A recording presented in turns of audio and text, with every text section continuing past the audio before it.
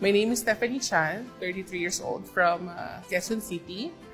And I currently work in a call center industry as a collection support associate. No, since the pandemic, I've been on a work from home setup. So for almost 3 years now. So syempre dahil din sa industry na to, nung mga previous years, syempre after work, ang lifestyle ko madalas inom-inom with my colleagues or friends.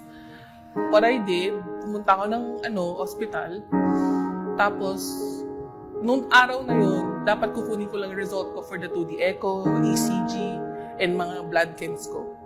Tapos ayun na, tsaka lang sinabi sa akin na hindi na pala ako pwede umuwi. Kasi daw, may cardiomyopathy na pala ako. Next to stroke na ako. Naiyak ako syempre, kasi parang hindi ko ina-expect na parang, oh my gosh, sa ganitong edad ko, may sakit na ako. Yung cardiomyopathy kasi, ito yung isang disease sa heart na nakaka-apekto ng heart muscle para mag-circulate yung blood sa buong body. Hindi nagpa-pump ng maayos yung heart ko para i-circulate niya yung blood lahat sa aking katawan. Yun ang dahilan kaya naapektuhan yung heart ko. Dahil sa cardiomyopathy, hirap ako huminga, hinihingal ako, konting lakad lang. As in, kunwari, aabutin ko lang yung gamit sa tapat ko, hinihingal na ako. Oh my gosh, sobrang mahal ng meds ng heart. Mas mahal pa sa may diabetes. So sabi ko, parang guys, gusto ko ng alternative na medicine ba? Yung natural, organic.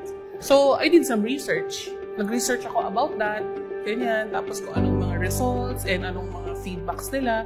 So sabi ko, I'll just give it a try. Wala namang mawawala eh. Pero syempre, bago ko tinry, tinanong ko muna sa cardio ko. Dating ng results ko, sabi ko, I was literally crying. Sabi ko, oh my gosh, for more than 3 years na nilalaban ko tong sakit ko. Naging normal, as in talagang normal. Dahil sa barley na to, naging believer ako eh. Kala ko simpleng juice lang siya. Tapos may nakapagsabi kasi sa akin na mas maganda yung juice. Kasi yung juice puro. Tsaka sobrang sarap. Aminin ko, I've tried other barley juices, pero ito talaga yung pinaka-the best. Kasi nga with stevia siya. Tapos, hindi siya yung talagang lasang-lasang grass. Kaya, magmula na sa ko, I dedicated myself na inumin na siya araw-araw. I drink it every day, every morning. Lalo pagising sa umaga, kailangan pagising ko sa umaga, nakikita ko siya.